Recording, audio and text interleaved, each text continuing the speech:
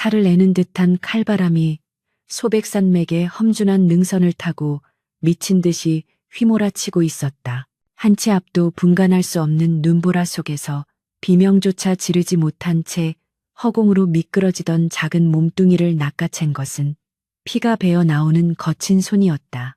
워림은 자신의 어깨가 빠질 듯한 격통을 느꼈으나 이를 악물고 버텼다. 천길 낭떠러지 아래로 굴러떨어질 뻔한 7살 선우 도령의 몸이 벼랑 끝에 대롱대롱 매달려 있었고 그 가녀린 손목을 잡은 워림의 손등 위로 핏줄이 터질 듯 솟아올랐다. 발밑은 얼어붙은 눈길이라 지탱할 곳이 마땅치 않았고 거센 바람은 두 사람을 당장이라도 삼킬 듯 계곡 아래로 떠밀고 있었다. 도령의 공포에 질린 눈동자가 워림의 시선과 마주쳤을 때 그녀는 자신의 심장이 멈추는 것만 같았다. 저 어린 것이 무슨 죄가 있어 이토록 참혹한 고통을 겪어야 한단 말인가. 워림은 찢어지는 비명을 속으로 삼키며 단전 깊은 곳에서 끌어올린 괴력으로 아이의 팔을 잡아당겼다. 눈 덮인 벼랑 끝에서 생과 사가 교차하는 그 찰나의 순간 워림의 머릿속에는 오직 하나 주인마님이 남긴 마지막 당부만이 뇌성처럼 울려 퍼지고 있었다. 죽지 마세요, 도령님. 제발 제 손을 놓지 마세요. 워림이 절규하듯 외치며 기어이 아이를 끌어올려 자신의 품에 안았다. 두 사람은 눈 덮인 산길 위에 엉켜 넘어지며 거친 숨을 몰아쉬었다.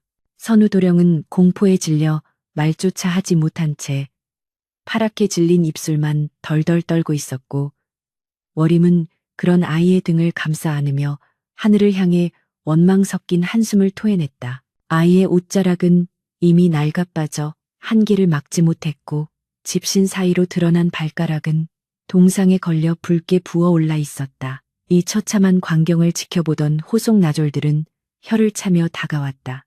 그들의 눈에는 연민이라곤 찾아볼 수 없었고 오직 귀찮은 짐짝을 다루는 듯한 짜증만이 가득했다. 나졸 하나가 창대를 휘두르며 소리쳤다. 에이, 재수 없게 시리. 거기서 떨어져 죽었으면 우리도 편하고 내 놈들도 편했을 것을. 명줄 하나는 즐기기도 하구나. 지체할 시간 없다. 해 떨어지기 전에 중령을 넘어야 하니 어서 일어나 걷거라. 그 매정한 말에 워림은 끓어오르는 분노를 억누르며 얼른 도령의 옷매무새를 다듬어 주고는 나졸들을 향해 고개를 조아렸다. 지금 여기서 그들의 심기를 거스르는 것은 아이의 목숨을 재촉하는 길임을 그녀는 너무나 잘 알고 있었기 때문이다. 이 비극의 서막은 불과 보름 전 한양 북촌을 뒤흔든 영모 사건에서 시작되었다. 대대로 충신이라 칭송받던 선우 도령의 가문은 하루아침에 반역의 소굴로 낙인 찍혔고 서슬퍼런 금부도사들이 들이닥쳐 집안을 쑥대밭으로 만들었다. 할아버님은 사약을 받고 피를 토하며 돌아가셨고 아버님과 형님들은 형장의 이슬로 사라졌다.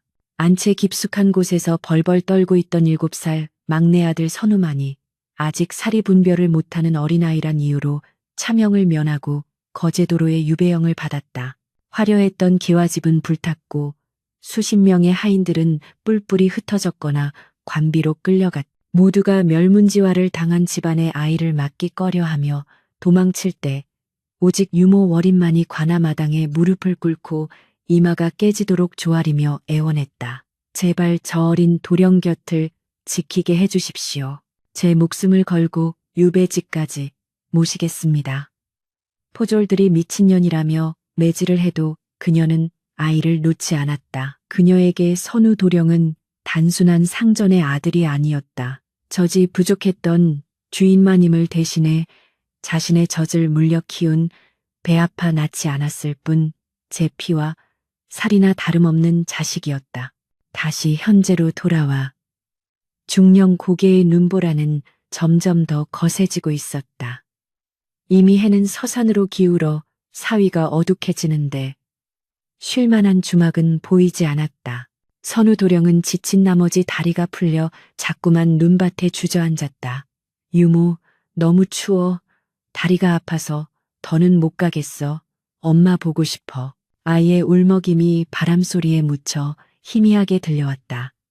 그 소리는 워림의 가슴을 후벼 파는 비수와도 같았다.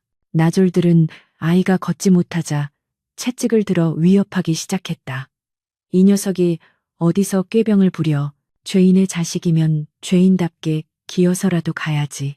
채찍이 허공을 가르는 소리에 선우 도령이 비명을 지르며 움츠러들었다. 그 순간 워림이 번개같이 아이의 앞을 가로막으며 자신의 등으로 채찍을 받아냈다.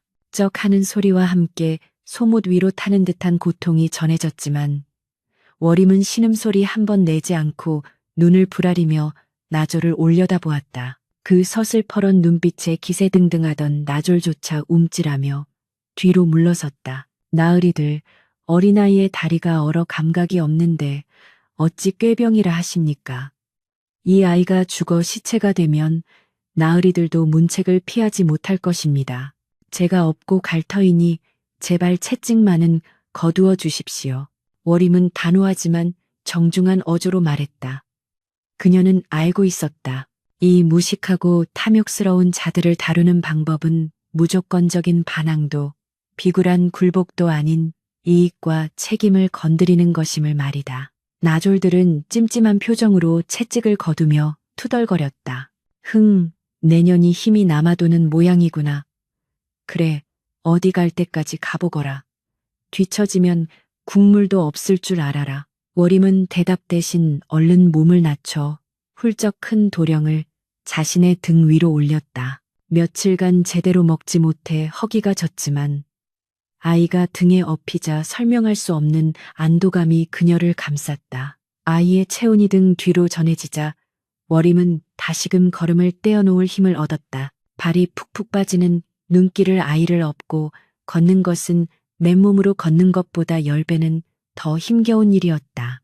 워림의 집시는 이미 닳아 없어져 버선을 겹쳐 신은 발바닥으로 날카로운 얼음 조각들이 파고들었다. 한 걸음 내디딜 때마다 발목이 끊어질 듯 시려왔고 숨을 쉴 때마다 폐부가 얼어붙는 듯한 고통이 밀려왔다. 그러나 워림은 쉬지 않고 아이에게 말을 걸었다. 아이가 추위에 잠들면 그대로 영영 깨어나지 못할 수도 있다는 두려움 때문이었다. 도령님, 기억나십니까? 작년 겨울에 후원에서 눈사람 만들던 일 말입니다. 그때 도령님이 눈사람 코가 삐뚤어졌다고 울음을 터뜨리셔서 제가 당근을 구해다 다시 꽂아주지 않았습니까? 워림의 목소리는 떨리고 있었지만 최대한 밝은 척 애를 썼다. 등 뒤에서 선우 도령의 힘없는 웃음소리가 들려왔다. 응, 기억나. 그때 유모가 곶감도 몰래 가져다 줬잖아. 아이의 목소리가 점점 작아지는 것을 느낀 워림은 더욱 힘주어 아이의 엉덩이를 받쳐 올렸다. 어둠이 완전히 내려앉고 나서야 일행은 산 중턱에 있는 허름한 귀틀집을 발견했다. 사람이 살지 않아 폐가나 다름없는 곳이었지만 눈보라를 피할 수 있다는 것만으로도 감지덕지해야 했다. 나졸들은 안방을 차지하고 불을 피웠지만 워림과 선우 도령은 외풍이 심한 헛간 구석으로 밀려났다. 맷집 몇 단위 전부인 그곳은 바깥과 다를 바 없이 추웠다. 나졸들은 자기들끼리 챙겨온 육포와 술을 먹으며 낄낄거렸지만 죄인인 도령에게 던져준 것은 꽁꽁 언 주먹밥 한 덩이뿐이었다. 선우 도령은 배가 고파 울먹이면서도 돌덩이 같은 밥을 씹지 못해 뱉어내고 말았다. 워림은 주먹밥을 자신의 입에 넣어 따뜻한 침으로 녹인 뒤 다시 아이의 입에 넣어 주었다. 도령님, 이것을 드셔야 삽니다. 씹지 말고 꿀떡 삼키세요. 그래야 내일 또 걷습니다. 어미새가 새끼에게 먹이를 주듯 워림은 그렇게 자신의 온기로 아이의 허기를 채워주었다. 밤이 깊어지자 나졸들의 코트는 소리가 들려왔지만 워림은 잠들 수 없었다. 헛간 문틈으로 들어오는 칼바람이 아이의 얼굴을 때리고 있었다. 그녀는 자신의 겉옷을 벗어 아이를 겹겹이 감싸고 자신은 얇은 저고리 하나만 입은 채 아이를 품에 꼭 안았다. 아이의 차가운 발을 자신의 겨드랑이에 끼워 녹이며 워림은 숨죽여 흐느꼈다. 한양의 따뜻한 아랫목에서 비단 이불을 덮고 자던 귀한 도령이 죄인의 자식이라는 멍해를 쓰고 이 혹한의 헛간에서 떨고 있는 현실이 너무나 원통했다. 하지만 그녀는 눈물을 닦아냈다. 지금 자신이 무너지면 이 아이는 죽는다. 저 짐승 같은 나졸들은 언제든지 아이를 버리거나 죽일 기회만 엿보고 있다. 워림은 품속에 깊이 감춰둔 작은 주머니를 만지작거렸다. 떠나올 때 급히 챙긴 놀이개와 은가락지 몇 개. 이것이 앞으로 닥칠 수많은 위기에서 아이를 구할 유일한 무기였다. 새벽녘 선우 도령이 고열에 시달리며 헛소리를 하기 시작했다. 아버님, 어머님, 뜨거워요. 불이 났어요. 아이의 몸은 불덩이처럼 뜨거웠지만 손발은 얼음장처럼 차가웠다. 워림의 가슴이 철렁 내려앉았다. 며칠간의 강행군과 추위, 그리고 극심한 공포가 결국 아이의 몸을 망가뜨린 것이다. 이대로 날이 밝아 나졸들이 아이의 상태를 본다면 병든 죄인은 짐만 될 뿐이라며 산속에 버리고 가자고 할 것이 뻔했다. 워림은 입술을 깨물어 피를 냈다. 그 비릿한 피맛이 흐릿해지려는 정신을 번쩍 들게 했다. 그녀는 차갑게 식은 아이의 이마에 자신의 뜨거운 이마를 맞대며 속삭였다. 걱정 마세요, 도령님. 이 유모가 있습니다. 하늘이 무너져도 제가 도령님을 살릴 것입니다. 저승사자가 와도 제 목을 내놓고 도령님은 지킬 것입니다. 워림의 눈빛이 어둠 속에서 횃불처럼 타올랐다. 그것은 단순한 충심을 넘어선 한 인간을 지키겠다는 위대한 의지의 발현이었다. 눈보라가 휘몰아치는 소백산맥의 깊은 밤. 늙은 유모와 어린 죄인의 처절한 생존기는 이제 막 시작되고 있었다. 희뿌연 새벽 안개가 산허리를 감싸 안으며 음산한 기운을 내뿜고 있었다. 밤새 몰아치던 눈보라는 잦아들었으나 그 자리를 메운 것은 뼛속까지 파고드는 젖은 추위였다. 헛간문이 거칠게 열리며 찬바람과 함께 나졸들의 고함 소리가 정적을 깼다. 이런 젠장, 해가 중천인데 아직도 처자빠져 있는 게냐. 어서 일어나지 못해. 억센 발길질이 묏집 더미를 걷어찼다. 워림은 깜짝 놀라 몸을 일으키려 했으나 품에 안긴 선우 도령의 몸이 천근만근 무거웠다. 아이는 밤새 고열에 시달리다 기진하여 축 늘어져 있었고 가쁜 숨을 몰아쉴 때마다 입가에서 하얀 김이 피어올랐다. 아이의 얼굴은 핏기 하나 없이 창백했고 입술은 검푸르게 타들어가 있었다. 나졸 조장이 혀를 끌끌 차며 다가와 아이의 상태를 살폈다. 그의 눈매가 사납게 일그러졌다. 송장이 다 되었구만. 거제도까지는커녕 오늘 내일 하겠어. 괜히 시체 짊어지고 가다가 재수온 붓기 싫으니 그냥 여기에 두고 가자. 그 말은 워림의 귓가에 천둥 소리처럼 박혔다. 두고 가자는 말은 곧 죽으라는 말이었다. 이 엄동설안에 병든 아이를 버리는 것은 살인이나 다름없었다. 워림은 본능적으로 아이를 등 뒤로 감추며 나졸들의 바짓가랑이를 붙잡았다. 나으리, 제발 살려주십시오. 아직 숨이 붙어있는 아이입니다. 약 1,000만 쓰면 털고 일어날 것입니다. 그러나 나졸은 매정하게 워림의 손을 뿌리쳤다. 약, 지나가던 개가 웃겠구나. 내년 목숨 부지하기도 바쁜 판에 약값이 어디서 난단 말이냐? 우린 정해진 날짜까지 유배지에 도착해야 해. 병자 뒤치다꺼리 하다가 문책당할 수는 없다. 옆에 있던 다른 나졸도 거들었다. 형님 말이 맞소. 어차피 역적의 자식이니 일찍 죽는 게 윗분들 보시기에도 편할 거요. 그냥 눈 구덩이에 묻어주고 갑시다. 그들은 마치 짐승의 생사를 논하듯 아무렇지 않게 아이의 죽음을 입에 올렸다. 워림은 절망감에 눈앞이 캄캄해졌다. 애원과 눈물로는 이 늑대 같은 자들의 마음을 돌릴 수 없음을 뼈저리게 깨달았다. 그 순간 워림의 눈빛이 달라졌다. 비굴하게 흐느끼던 눈동자가 차갑게 가라앉으며 기이한 빛을 발했다. 그녀는 품속 깊은 곳에서 무언가를 꺼내 꽉 쥐었다. 그것은 밤새 만지작거렸던 주인마님이 시집 올 때 해오신 순금 가락지였다. 워림은 떨리는 손을 멈추고 천천히, 그리고 또렷한 목소리로 입을 열었다. 나으리들, 가시는 길 심심치 않게 해드릴 물건이 여기 있습니다. 나졸들의 시선이 워림의 주먹 쥔 손에 꽂혔다. 워림이 손을 펴자 어스름한 새벽빛을 받아 영롱하게 빛나는 금가락지가 드러났다. 나졸들의 눈이 휘둥그레졌다. 그들은 서로의 얼굴을 쳐다보며 침을 꼴깍 삼켰다. 워림은 그 탐욕스러운 눈빛을 놓치지 않았다. 이것은 시작에 불과합니다. 제가 모시던 대감마님 댁은 한양에서도 제일 가는 부자였습니다. 비록 가산이 정몰되었다 하나 마님께서 멸문지화를 예감하시고 남몰래 숨겨두신 노잣돈이 제게 있습니다. 이것은 새빨간 거짓말이었다. 워림이 가진 것은 이 가락지와 은비녀 몇 개가 전부였다. 그러나 지금 당장 아이를 살리기 위해서는 나졸들의 탐욕을 자극하여 그들을 공범으로 만들어야 했다. 나졸 조장이 의심스런 눈초리로 물었다. 내년이 거짓부렁을 하는 게 아니냐? 관아에서 샅샅이 뒤졌을 텐데 내년 따위가 어찌 금부치를 가지고 있단 말이냐? 워림은 태연하게 미소 지으며 가락지를 조장의 손에 쥐어주었다.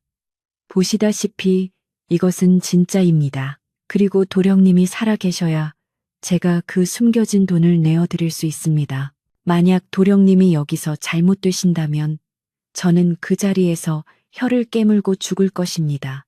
그러면 나으리들은 평생 만져보지 못할 큰 돈을 눈앞에서 놓치게 되는 셈이지요. 워림의 목소리에는 서슬퍼런 결기가 서려 있었다. 나졸들은 금가락지의 무게를 가늠하며 계산기를 두드리기 시작했다. 아이 하나 데리고 가는 수고로움에 비해 얻을 수 있는 이득이 훨씬 컸다. 그년 참 알았다. 대신 허튼 수작 부리면 그땐 국물도 없을 줄 알아. 조장이 가락지를 챙겨 넣으며 헛기침을 했다. 워림은 안도의 한숨을 내쉬었으나 겉으로는 담담한 표정을 유지했다. 이제부터는 줄타기와 같은 심리전이었다. 나졸들은 이제 아이를 짐짝이 아닌 돈주머니로 보기 시작했다. 그들은 아이가 죽지 않도록 감시하면서도 워림이 도망치지 못하게 더욱 옥죄어 올 것이다. 워림은 축 늘어진 선우 도령을 다시 등에 업었다. 아이의 뜨거운 체온이 등 전체로 퍼져나갔다. 가자, 도령님. 이 유무가 반드시 도령님을 살릴 것입니다.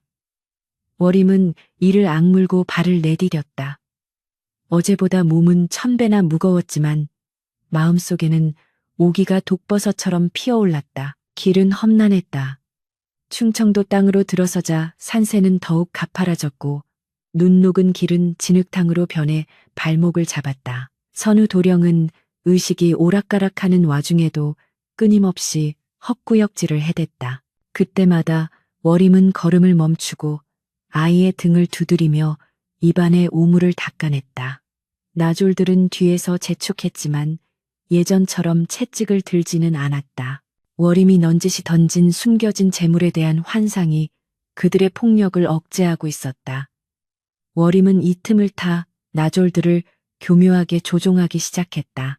덩치가 크고 성격이 급한 왕가라는 나졸에게는 나으리처럼 듬직한 분이 계셔 든든합니다라며 칭찬을 건네고 눈치가 빠르고 셈이 밝은 박가에게는 나으리는 셈이 밝으시니 나중에 몫을 정확히 나누어 주시겠지요. 라며 은근히 왕가와의 경쟁 심리를 부추겼다. 두 사람이 서로를 감시하고 견제하게 만들어 혹시 모를 위협을 분산시키려는 고도의 전략이었다. 해가 뉘엿뉘엿 질 무렵 일행은 작은 역참 마을에 도착했다. 주막 거리에는 밥 짓는 냄새와 사람들의 왁자지껄한 소리가 가득했다. 워림의 배에서 꼬르륵 소리가 요란하게 났지만 그녀의 신경은 온통 잠자리에 쏠려 있었다. 병든 아이를 찬바람 드는 윗목이나 헛간에 재울 수는 없었다. 오늘은 반드시 따뜻한 아랫목을 차지해야만 했다. 주막에 들어서자 주인 여자가 퉁명스럽게 맞이했다. 방 없어. 죄인 놈들이면 저기 마구간 옆 팽랑채나 쓰슈. 나졸들은 불만스런 표정을 지었지만 따뜻한 술 생각에 행랑채라도 감지덕지 하려 했다. 그때 월임이 나섰다. 그녀는 남은 은비녀 하나를 몰래 꺼내 주인 여자의 손에 쥐어주며 귓속말을 건넸다. 주모, 부탁이 있소. 우리 도령님이 열병을 앓고 계시니 뜨뜻한 아랫목이 있는 방 한 칸만 내어주시오. 내 나중에 후하게 살해하리다. 그리고 저기 나졸 나으리들에게는 술과 고기를 넉넉히 내어주어 푹 떼서 떨어지게 해주시오. 주모는 은비녀를 깨물어 보고는 눈빛이 바뀌었다. 호욱, 보기보다 알부자시네. 알겠소. 마침 한 채 건너방이 비었으니 그리로 드슈. 월임은 나졸들에게 다가가 공손하게 말했다. 나으리들, 제가 주모에게 사정을 하여 방을 구했습니다. 오늘 고생 많으셨는데 제가 술 한 잔 올리겠습니다. 도령님은 제가 방에서 간호할 테니 두 분은 편히 쉬십시오. 월임은 주머니를 터는 척하며 동전 몇 덮을 나졸들에게 건넸다. 공짜 술과 고기에 눈이 먼 나졸들은 의심을 거두고 신이 나서 술상 앞으로 달려갔다. 월임의 계획대로였다. 그들이 술에 취해 처사 떨어지면 적어도 오늘 밤만큼은 아이를 안전하게 지킬 수 있었다. 건너방은 작았지만 아궁이에 불을 지펴 훈훈했다.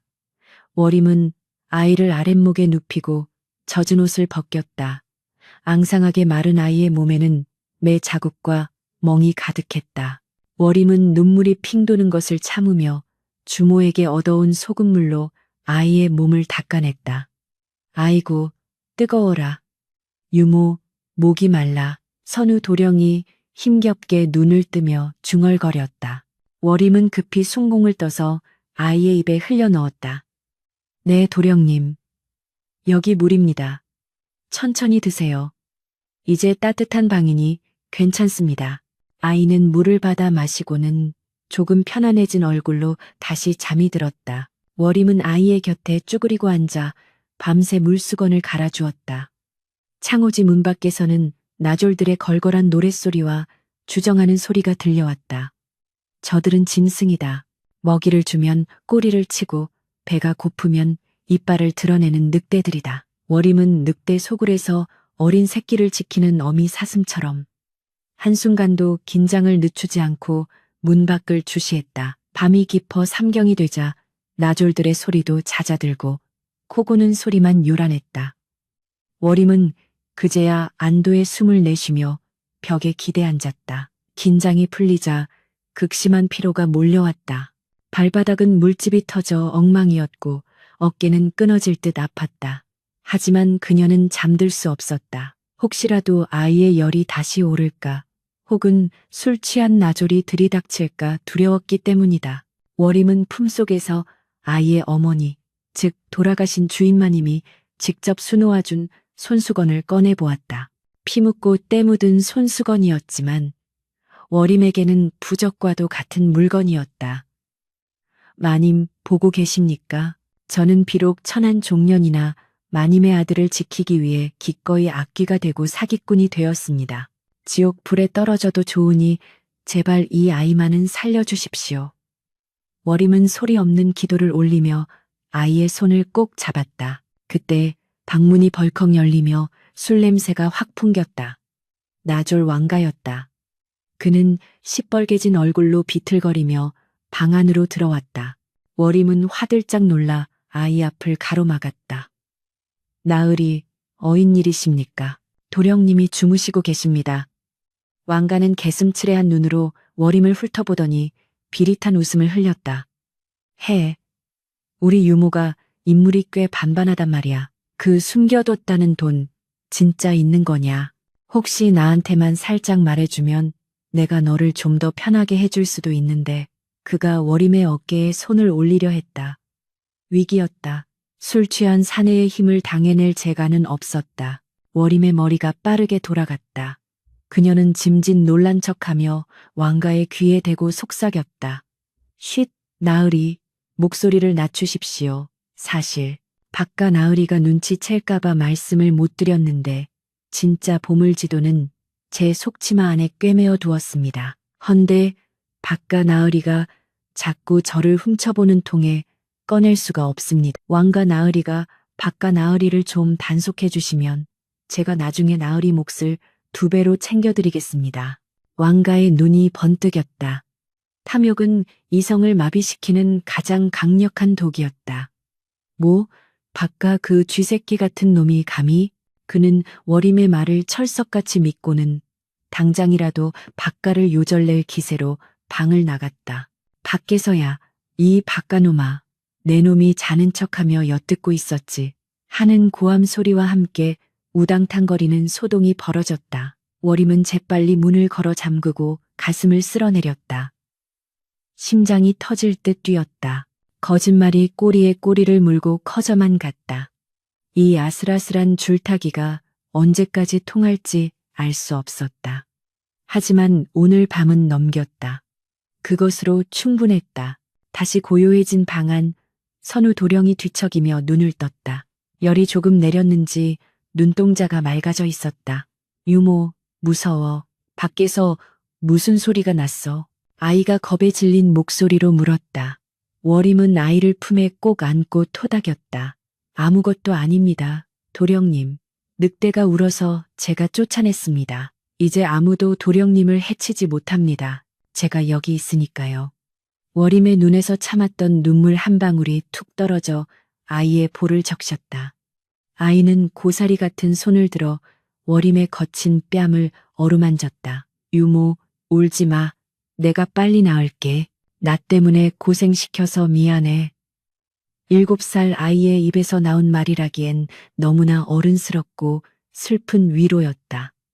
그 말에 워림은 소리 없는 오열을 삼켰다.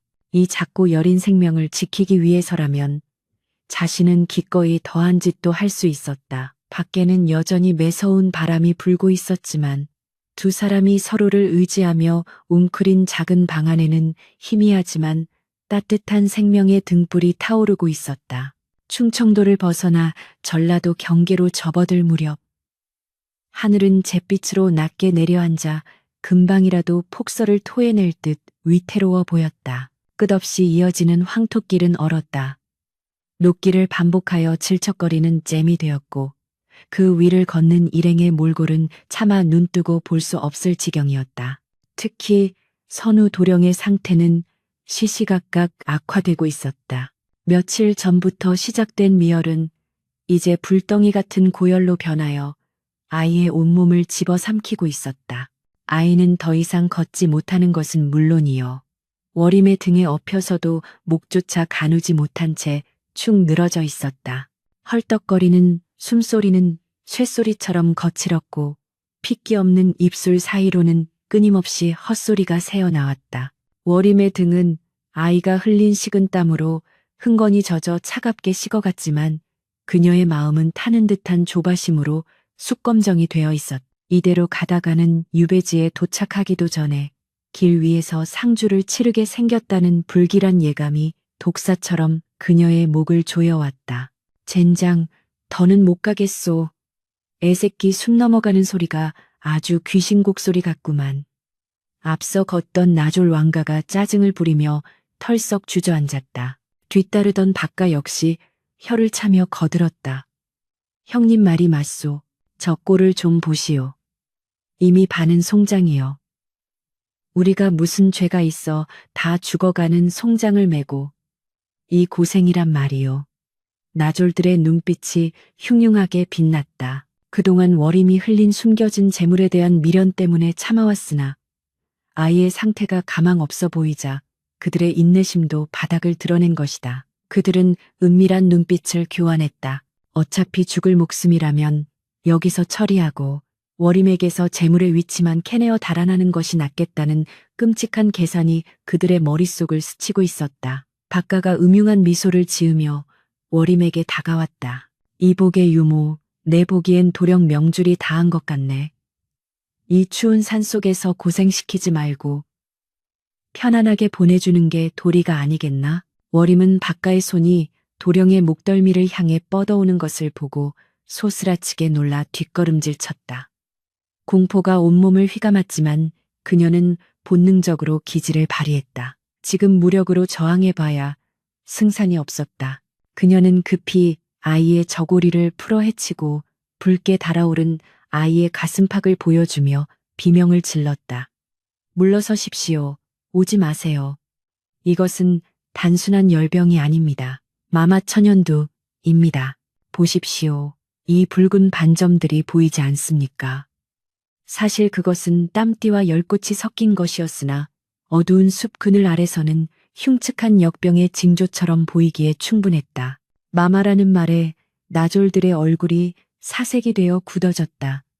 당시 조선 팔도에서 호랑이보다 더 무서운 것이 바로 마마였다. 한 번 걸리면 공부가 되거나 목숨을 잃는 저주받은 병 앞에서 천하의 무례배들도 오금이 저릴 수밖에 없었다. 마마라고? 에이 더러운 재수 옴 붙었네. 왕가가 기겁하며 심리 밖으로 달아날 듯 뒷걸음질 쳤다. 박가 역시 입을 틀어막으며 욕설을 퍼부었다. 미친년, 진작 말을 했어야지. 우리까지 오무면 내년이 책임질 거냐. 월임은 이 기회를 놓치지 않고 더욱 강하게 나갔다.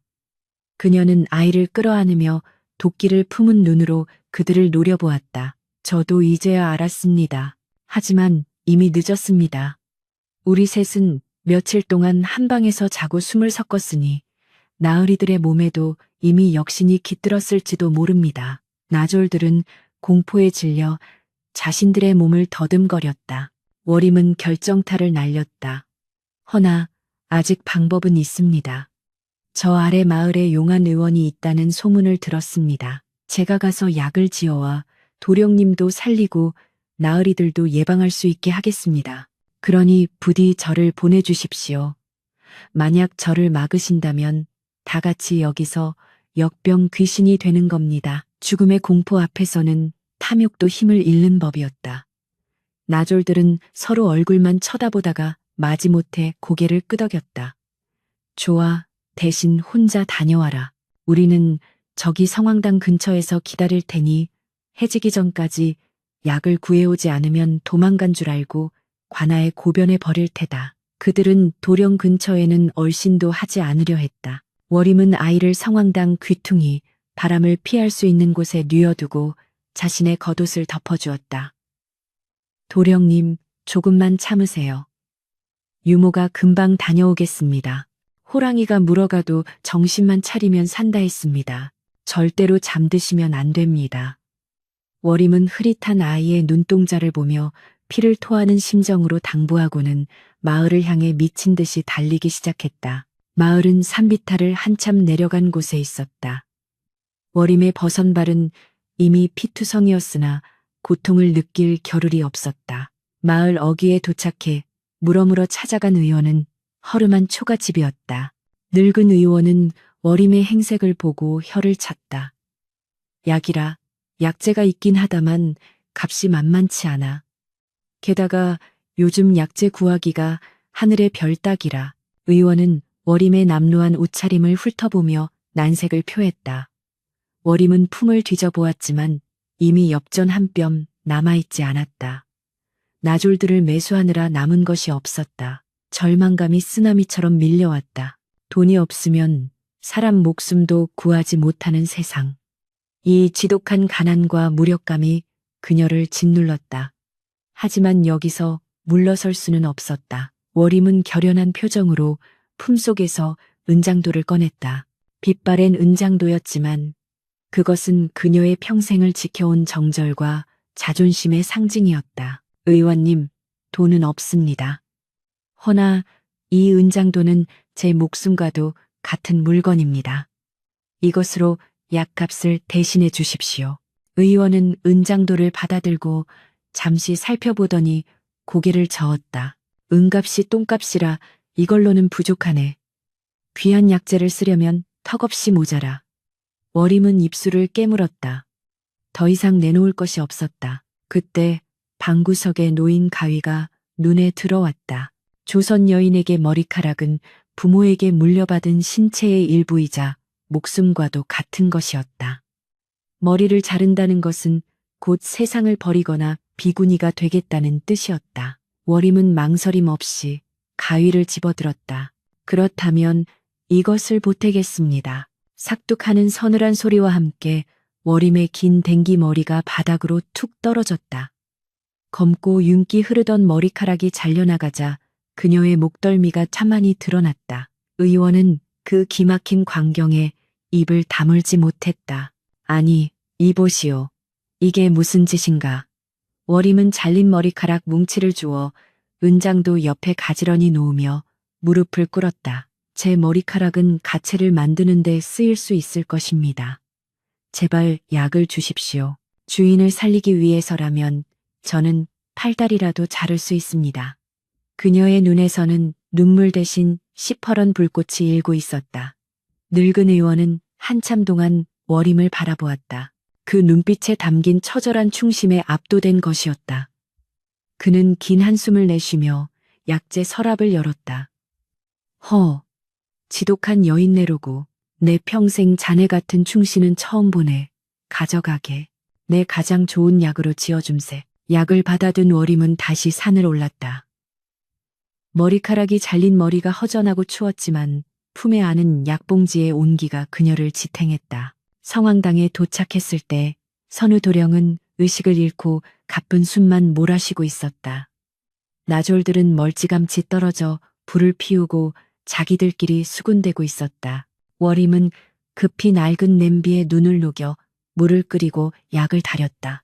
씁쓸한 약 냄새가 퍼지자 나졸들이 코를 막으며 인상을 썼지만 감히 다가오지는 못했다.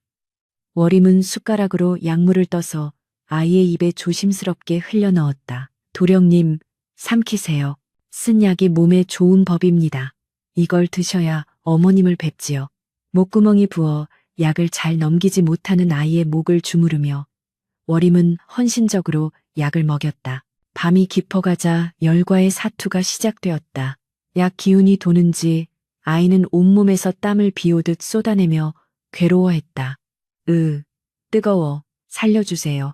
아이가 몸부림칠 때마다 워림은 아이를 꼭 껴안아 진정시켰다. 그리고는 아이의 귓가에 조용히 옛날 이야기를 들려주기 시작했다. 공포와 고통을 잊게 하는 데는 이야기만 한 약이 없었다.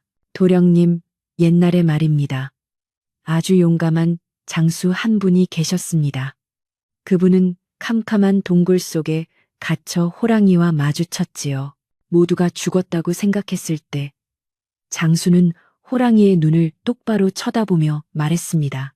네가 나를 잡아먹을 수는 있어도 내 기백은 꺾지 못한다라고요. 워림의 목소리는 낮고 부드러웠으나 그 안에는 강인한 힘이 실려 있었다. 그것은 단순히 아이에게 들려주는 동화가 아니었다. 자기 자신에게, 그리고 이 가혹한 운명에게 던지는 선전포고였다. 그래서 장수는 어떻게 되었어? 선우 도령이 힘겹게 눈을 뜨며 물었다. 의식이 조금 돌아온 것이다. 워림은 반가움에 울컥했지만 꾹 참고 이야기를 이었다. 호랑이는 그 기백에 눌려 슬금슬금 뒷걸음질 쳤고 장수는 동굴을 빠져나와 훗날 나라를 구하는 영웅이 되셨지요. 도령님도 그 장수와 같습니다. 이깟 열병 따위가 도령님을 이길 수는 없습니다. 아이는 옅은 미소를 지으며 워림의 품으로 파고들었다.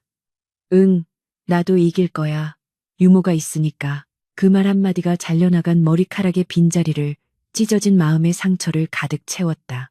워림은 밤새 아이의 땀을 닦아내고 식은 몸을 비벼대며 체온을 나누었다. 삭풍이 성황당 문풍지를 때리며 울어댔지만 두 사람이 만들어낸 유대감의 결계는 뚫지 못했다. 새벽녘이 되자 기적처럼 아이의 열이 내리기 시작했다. 붉게 달아올랐던 얼굴색이 돌아오고 거친 숨소리도 평온해졌다. 워림은 그제야 긴장을 풀고 털썩 주저앉았다. 온몸의 근육이 비명을 질렀지만 살아난 아이를 보는 기쁨에 비할 바가 아니었다. 멀리서 나졸들이 기척을 느끼고 다가왔다. 그들은 여전히 수건으로 코와 입을 가린 채 경계심 가득한 눈으로 물었다. 어이, 유모, 애는 살았나? 마마는 좀 가라앉았고 워림은 짐짓 엄숙한 표정으로 고개를 끄덕였다. 하늘이 도우시어 고비는 넘겼습니다. 허나 아직 전염의 기운이 남아있으니 당분간은 가까이 오지 마십시오.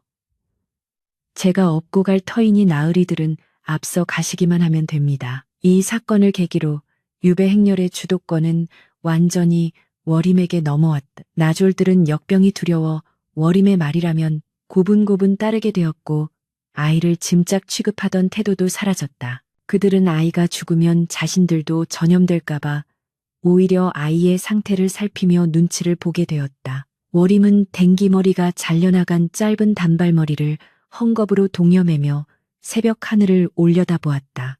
머리카락은 잃었으나 그녀는 더 크고 단단한 무언가를 얻었다. 그것은 바로 두려움을 다스리는 법이었다. 이제 그녀는 단순히 뒤따르는 자가 아니었다. 이 가혹한 유배기를 이끌고 짐승 같은 자들을 조련하며 어린 주인을 지켜내는 실질적인 대장이 된 것이다. 짐을 챙겨 다시 길을 나서는 워림의 발걸음은 이전과 확연히 달라져 있었다. 눈 덮인 산길 위로 아침 해가 떠오르며 그녀의 그림자를 길게 드리웠다. 그 그림자는 마치 거대한 장군의 형상처럼 웅장하고 늠름해 보였다. 등 뒤의 선우도령은 한결 편안해진 얼굴로 유모의 등에 기대어 잠이 들었다. 이제 그들은 전라도 땅을 밟고 마지막 목적지인 거제도를 향해 나아갈 것이다. 비록 앞길에 또 어떤 시련이 기다리고 있을지 모르나 머리카락마저 베어낸 워림의 결기 앞에서는 그 어떤 고난도 감히 길을 막지 못할 것 같았다. 그렇게 눈보라치는 고갯길을 넘는 두 사람의 모습은 한 폭의 슬프고도 장엄한 그림이 되어 역사 속에 새겨지고 있었다. 남해의 짠 내음이 섞인 삭풍이 콧잔등을 때리는 것을 보니 목적지인 통영관아가 멀지 않은 듯했다. 험준한 산길은 끝났으나 워림의 가슴을 짓누르는 불안감은 오히려 태산처럼 커져만 갔다. 그것은 짐승의 육감과도 같은 본능이었다. 며칠 전부터 나졸들의 눈빛이 달라져 있었다. 아이가 마마에 걸렸다는 거짓말에 전전긍긍하던 겁쟁이의 모습은 온데간데 없고 은밀하고도 흉흉한 살기가 그들의 눈동자 밑바닥에 뱀처럼 곰리를 틀고 있었다. 특히 어제 저녁 주막 뒷간에 다녀오던 워림은 우연히 목격했다. 어둠 속에서 삿갓을 쓴 정체불명의 사내가 나졸 조장에게 묵직한 전대를 건네는 장면을 말이다. 거제도에 도착하기 전에 처리하시오. 사고사로 위장해야 뒷말이 없을 것이오. 바람결에 스치듯 들려온 그 한마디는 워림의 심장을 얼어붙게 만들었다. 한양의 정적들은 단순히 아이를 유배 보내는 것으로 만족하지 못했던 것이다. 멸문지와의 마지막 씨앗인 선우도령이 살아서 훗날을 도모할까 두려워 아예 뿌리를 뽑아버리려는 잔혹한 음모였다. 오늘은 여기서 묵고 내일 배를 탈 것이다. 마지막 밤이니 거하게 먹어두거라. 나졸 조장이 통영성 밖에 외진 객주로 일행을 이끌며 말했다. 그의 말투는 지나치게 친절했고 입가에 걸린 미소는 비릿했다. 그것은 도살장에 끌려가는 소에게 여물을 주는 주인의 표정과 같았다. 객주는 인적이 드문 바닷가 절벽 근처에 위치해 있어 파도 소리가 귀를 멍하게 할 정도로 요란했다. 워림은 직감했다. 오늘 밤이다. 오늘 밤이 지나면 도령님은 이 세상 사람이 아닐 것이다. 방에 들어선 워림은 아이의 옷매무새를 만져주는 척하며 며칠 전부터 아이의 저고리 귀 속에 몰래 꿰매어 두었던 물건을 확인했다. 돌아가신 대감마님이 피로 쓴 혈서였다. 영모가 조작되었음을 증명하는 결정적인 증좌이자 언젠가 아이의 가문을 다시 일으킬 유일한 희망이었다. 저녁상이 들어오자 나졸들은 평소와 달리 고기 반찬을 도령 앞으로 밀어주었다. 많이 먹어라. 가는 길 배투지 않게. 그 말 속에 숨겨진 황천길이라는 의미를 알아챈 워림은 속이 뒤집히는 것 같았으나 짐짓 감격한 척 눈물을 훔쳤다. 나으리들의 은혜가 하해와 같습니다. 도령님, 어서 드세요. 워림은 아이에게 밥을 먹이며 식탁 아래로 아이의 허벅지를 꼬집어 신호를 보냈다. 절대 잠들지 마라. 영특한 선우도령은 워림의 눈빛을 읽고는 말없이 고개를 끄덕였다. 식사가 끝나자 나졸들은 술판을 벌였다. 워림은 주모에게 웃돈을 얹어주며 부탁해 두었던 독한 소주를 그들에게 권했다. 오늘이 육지에서의 마지막 밤이니 제가 모아둔 쌈짓돈을 털어 대접하겠습니다. 나졸들은 공짜 술에 환장하여 들이켰지만 그들의 눈은 끊임없이 방문을 힐끔거렸다. 그들은 술에 취한 척하며 워림과 아이가 잠들기만을 기다리고 있는 것이었다. 밤이 깊어 파도 소리가 더욱 거세질 무렵 워림은 아이를 이불 속에 눕히고 자신도 옆에 누워 코를 고는 신음을 했다. 문 밖에서 발소리가 들렸다. 문창호지에 구멍이 뚫리고 누군가의 눈이 방 안을 살피는 기척이 느껴졌다. 워림은 숨소리조차 죽이고 기다렸다. 잠시 후 골아 떨어졌군. 새벽녘에 움직이자 하는 속삭임과 함께 발소리가 멀어졌다. 지금이었다. 워림은 벌떡 일어나 아이를 흔들어 깨웠다. 도령님, 지금입니다. 신발은 신지 마세요. 소리가 납니다. 아이는 공포에 질려 눈이 커졌지만 소리 내어 울지 않았다. 워림은 버선발인 아이를 덥석 업었다. 그리고는 방문 대신 미리 봐두었던 부엌 쪽 쪽문을 향해 살금살금 기어갔다. 낡은 마룻바닥이 삐걱거릴 때마다 심장이 터질 것 같았다. 객주를 빠져나오자 차가운 바닷바람이 뺨을 때렸다. 워림은 뒤도 돌아보지 않고 어둠 속의 숲길을 향해 내달렸다. 등 뒤에서 아이의 심장 박동이 쿵쿵거리며 워림의 등까지 전해져 왔다. 유모, 무서워. 어디로 가는 거야? 살 수 있는 곳으로 갑니다. 도령님, 제 목을 꽉 끌어안으세요. 워림은 거친 숨을 몰아쉬며 험한 산비탈을 올랐다. 가시덤불이 치마를 찢고 종아리를 핥히었지만 고통을 느낄 새가 없었다. 오직 거리를 벌려야 한다는 생각뿐이었다. 그러나 하늘은 무심하게도 그들의 도주를 쉽게 허락하지 않았다.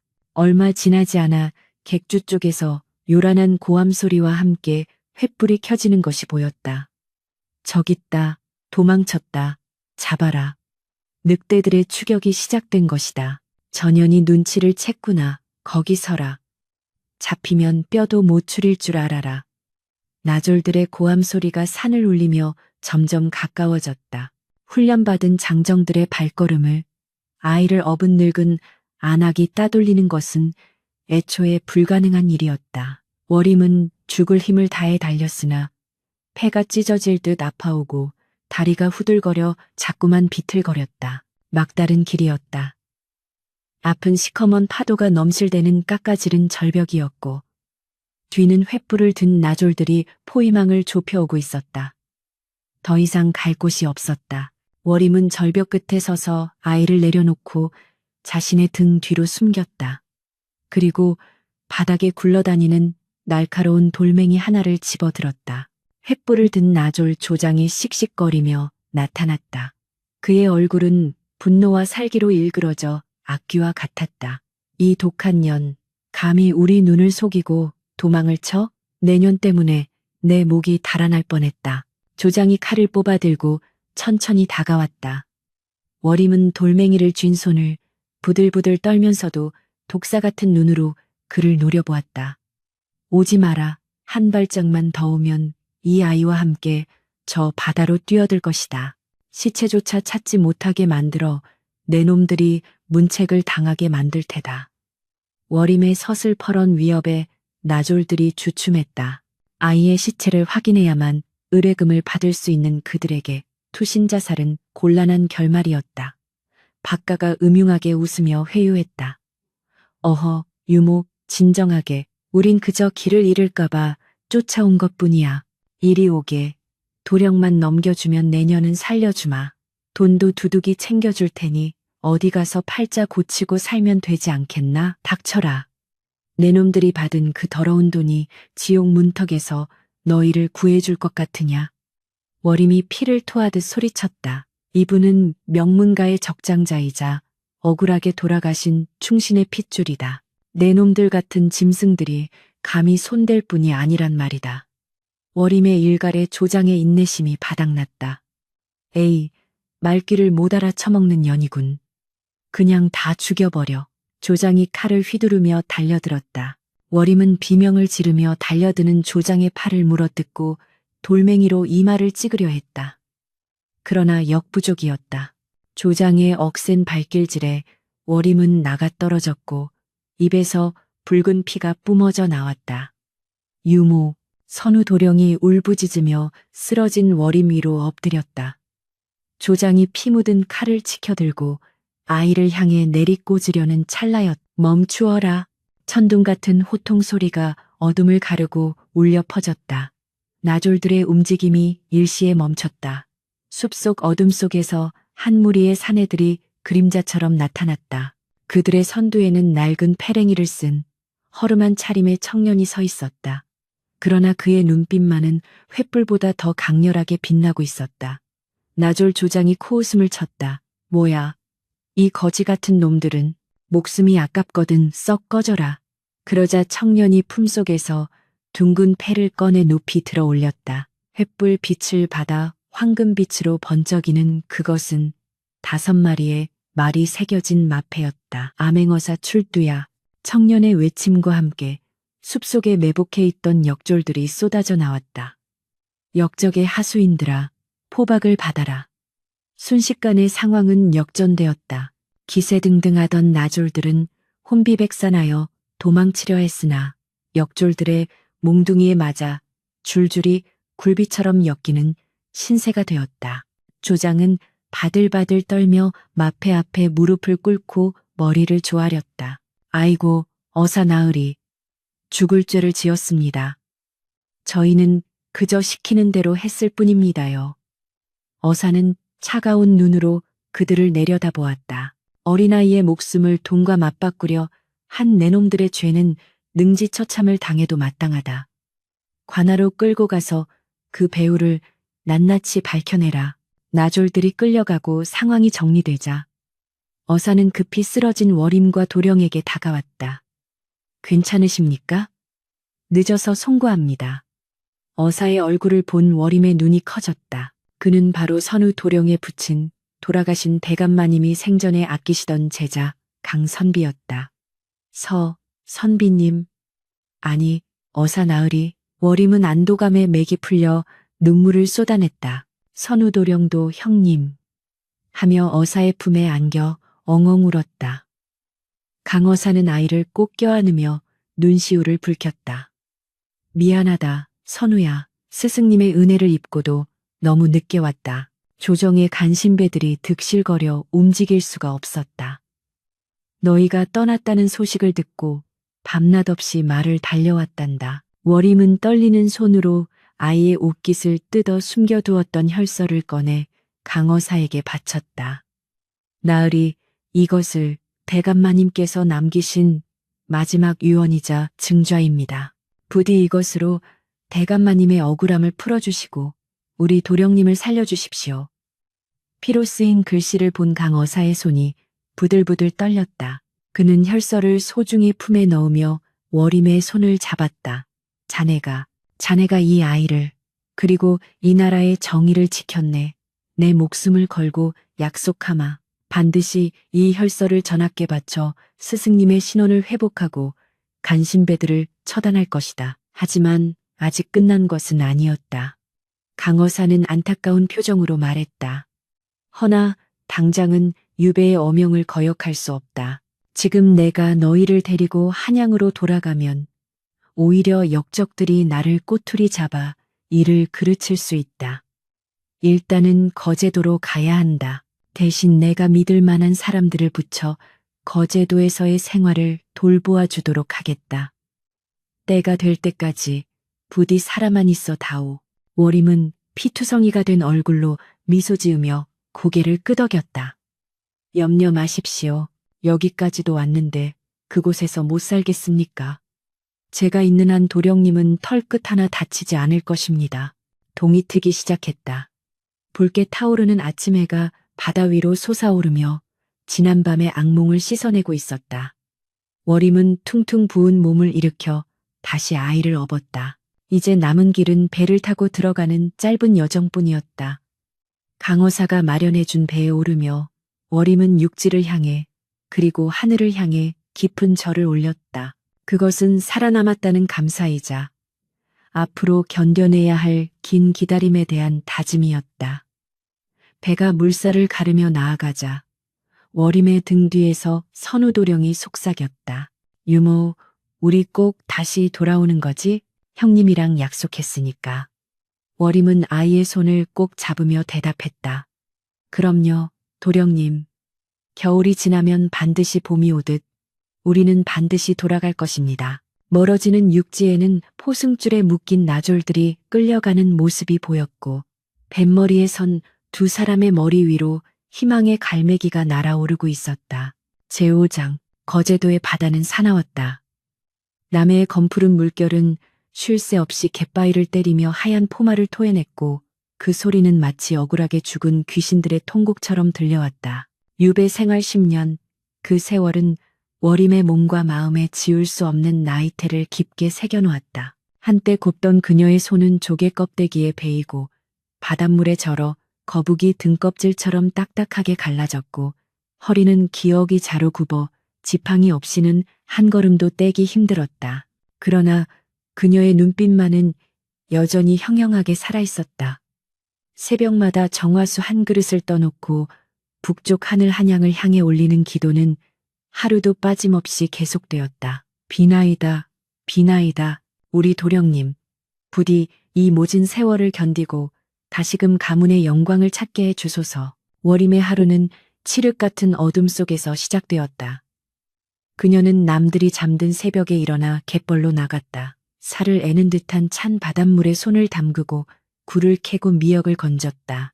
그렇게 모은 해산물을 장터에 내다 팔아 보리쌀 한 줌과 종이, 붓을 샀다. 자신은 시래기 죽으로 끼니를 때울지언정 선우 도령에게는 하얀 쌀밥을 먹이고 글공부를 시키겠다는 일념 때문이었다. 도령님, 붓을 쥔 손에 힘을 빼지 마십시오. 대감마님의 필체는 대나무처럼 곧고 강직하셨습니다. 유배지에 있다고 해서 마음까지 초라해져서는 아니 됩니다. 워림은 밤늦도록 호롱불 아래서 바느질을 하며 책을 읽는 도령의 자세가 흐트러질 때마다 따끔하게 훈육했다. 그녀는 단순한 유모가 아니었다. 부모를 대신한 엄한 스승이자 바람막이였으며 세상에서 유일한 내 편이었다. 선우 역시 그런 워림의 헌신을 뼈저리게 알고 있었다. 7살의 겁 많던 아이는 어느덧 17의 훤칠한 청년으로 자라났다. 비록 입고 있는 옷은 삼배 적삼에 불과했으나 그 기품과 학식은 한양의 여느 양반 자제 못지않았다. 그는 마을 아이들에게 글을 가르치며 주민들의 존경을 받았고 틈틈이 무예를 익혀 몸을 단련했다. 언젠가 한양으로 돌아가 아버님의 누명을 벗기고 워림을 호강시켜 주겠다는 다짐이 그의 가슴 속에서 불덩이처럼 타오르고 있었기 때문이다. 어느 날 밤 선우가 워림의 갈라진 손에 약을 발라주며 물었다. 유모, 많이 아프지? 내가 과거에 급제하면 제일 먼저 유모에게 비단옷을 해 입히고 가마에 태워 금강산 유람을 시켜줄 거야. 워림은 거친 손으로 선우의 뺨을 어루만지며 젖은 목소리로 답했다. 도령님, 저는 비단옷도 가마도 필요 없습니다. 그저 도령님이 대감마님처럼 훌륭한 선비가 되어 억울한 백성들을 살피는 목민관이 되시는 것, 그것 하나면 족합니다. 그러던 어느 늦가을 섬 전체가 술렁거리는 일이 벌어졌다. 수평선 너머에서 붉은 깃발을 꽂은 관선 한 척이 거제도 포구를 향해 다가오고 있었다. 마을 사람들은 혹시 또 다른 죄인이 오는가 싶어 기웃거렸으나 배에서 내린 사람은 뜻밖에도 관복을 차려입은 고위관리였다. 그는 바로 10년 전 숲속에서 그들을 구해준 강어사, 아니 이제는 형조판서가 된 강대감이었다. 강대감은 낡은 초가집 마당에 들어서자마자 쩌렁쩌렁한 목소리로 외쳤다. 어명이다. 죄인 선우의 가문은 들으라. 워림과 선우는 마당에 멍석을 깔고 엎드렸다. 워림의 심장이 터질 듯 요동쳤다. 혹시 사약을 내리러 온 것은 아닐까 하는 본능적인 두려움이 엄습했다. 그러나 강대감의 입에서 나온 말은 기적과도 같았다. 주상 전하께서 고구 선우 대감의 억울함을 굽어 살피시어 그 영모의 누명을 벗기고 관작을 복원하라 명하셨다. 또한 그 아들 선우를 즉시 한양으로 불러들여 가문을 잇게 하고 지난날의 충심을 위로하고자 하신다. 낭독이 끝나자마자 강대감은 선우에게 달려와 그를 와라 끌어안았다. 선우야, 드디어 해냈다. 네 유모가 전해준 혈서 덕분에 진실이 밝혀졌어. 간신배들은 모두 처단되었고 너희 집안은 다시 일어설 것이다. 그 순간 마당은 눈물바다가 되었다. 선우는 땅을 치며 오열했고 마을 사람들도 덩달아 눈물을 훔쳤다. 하지만 워림은 울지 않았다. 그저 멍하니 하늘을 올려다볼 뿐이었다. 긴 긴장이 풀리면서 다리에 힘이 풀려 주저앉고 말았다. 10년, 강산이 변한다는 그 긴 세월 동안 오직 이 순간만을 위해 숨쉬고 버텨왔다. 이제야 비로소 죽어도 여한이 없다는 생각이 들었다. 강대감이 워림에게 다가와 큰절을 올렸다. 유모, 자네가 이 가문을 지켰네. 자네의 그 지독한 충심이 하늘을 감동시킨 걸세. 워림은 황송하여 어쩔 줄 몰라 하며 고개를 저었다. 아니옵니다. 대감마님. 저는 그저 할 일을 했을 뿐입니다. 살아주신 도령님이 고마울 따름입니다. 한양으로 떠나는 날 마을 사람들이 십시일반으로 모은 음식을 싸들고 포구까지 배웅을 나왔다. 도령님, 아니 이제 대감마님. 서울 가서도 우리 잊지 마이소. 할멈 건강하시게. 이제 고생 끝이고 행복 시작이네. 사람들의 덕담 속에 배는 서서히 멀어졌다. 워림은 난간에 기대어 멀어지는 거제도를 하염없이 바라보았다. 지옥 같았으나 또한 따뜻했던 유배지. 그곳에서의 10년이 주마등처럼 스쳐 지나갔다. 배는 순풍을 타고 육지에 닿았고 일행은 한양을 향해 길을 잡았다. 10년 전 죄인의 신분으로 끌려왔던 그 길을 이제는 금에 환영하여 거슬러 올라가는 것이었다. 그러나 기쁨도 잠시 워림의 몸 상태가 급격히 나빠지기 시작했다. 긴장이 풀린 탓일까 억눌러왔던 병마가 한꺼번에 덮친 듯했다. 그녀는 걷다가도 자꾸만 숨이 차 주저앉았고 밤이면 기침과 함께 피를 토했다. 중년 고개에 이르렀을 때 워림은 더 이상 걸을 수 없게 되었다. 10년 전 눈보라 속에서 아이를 살려냈던 바로 그 고개였다. 지금은 봄이 되어 철쭉과 진달래가 만발해 있었지만 워림에게는 그 꽃길조차 천리 길처럼 멀게만 느껴졌다. 도령님, 저는 여기까지인가 봅니다. 먼저 가십시오. 저는 여기서 잠시 쉬다가 뒤따라 가겠습니다. 워림이 가쁜 숨을 몰아쉬며 바위 아래 주저앉았다. 그녀는 자신이 짐이 되는 것이 싫어 짐짓 괜찮은 척 웃어 보였으나 식은땀이 비 오듯 흐르고 있었다. 선우는 말없이 짐을 내려놓고 워림 앞에 등을 돌려 앉았다. 넓고 단단한 등이었다. 타세요, 유모. 선우의 목소리는 단호했다. 아니, 도령님, 채통 없이 어찌 상전의 등에 업힌단 말입니까? 남들이 흉봅니다. 워림이 손사래를 쳤으나 선우는 움직이지 않았다. 10년 전 이 고개에서 유모는 걷지도 못하는 저를 업고 피투성이가 된 발로 눈길을 걸었습니다. 그때 유모의 등이 아니었다면 저는 이미 이 세상 사람이 아니었을 겁니다. 이제는 제가 유모를 업을 차례입니다. 제 등이 유모의 등만큼 넓고 따뜻할지는 모르겠지만 부디 저를 믿고 업히세요. 선우의 말에 워림의 눈에서 참았던 눈물이 터져 나왔다. 그녀는 떨리는 손으로 선우의 목을 감싸 안고 늙고 가벼워진 몸을 그에게 맡겼다. 선우는 워림을 업고 한 걸음 한 걸음 고갯길을 올랐다. 등 뒤에서 전해오는 유모의 무게는 깃털처럼 가벼웠다. 10년간 자신의 피와 살을 깎아 도령을 키워내느라 정작 자신의 몸은 다 타버린 재처럼 가벼워진 것이다. 그 가벼움이 선우의 가슴을 미어지게 했다. 유모, 기억나? 내가 어릴 때 눈사람 코 삐뚤어졌다고 울었을 때 유모가 당근 꽂아준 거. 선우가 애써 밝은 목소리로 말을 걸었다. 워림은 선우의 등에 얼굴을 묻으며 쉰 목소리로 대답했다. 예, 기억나지요. 도령님은 참으로 울보셨습니다. 헌데 지금은 이리도 든든한 장부가 되셨군요. 봄바람이 불어와 꽃잎이 두 사람의 머리 위로 흩날렸다. 10년 전에 그 차갑던 눈보라는 온데간데 없고 따스한 햇살만이 그들의 귀환을 축복하고 있었다. 선우의 등에서 월임은 생전 처음으로 깊은 평온함을 느꼈다. 세상의 모든 풍파를 막아주던 거목이 되어버린 아이. 그 아이의 등은 그 어떤 비단 이불보다 포근했다. 한양에 도착했을 때 옛집은 이미 나라에서 보낸 장인들에 의해 복구되어 있었다. 불탔던 사랑채가 다시 세워지고 잡초 무성하던 마당은 말끔히 정돈되어 있었다. 선우가 월임을 업고 대문을 들어서자 흩어졌던 옛 하인들이 소식을 듣고 달려와 통곡하며 맞이했다. 아이고 도령님, 아니 대감마님, 살아 돌아오셨군요. 월임이, 자네도 살아서 왔구만.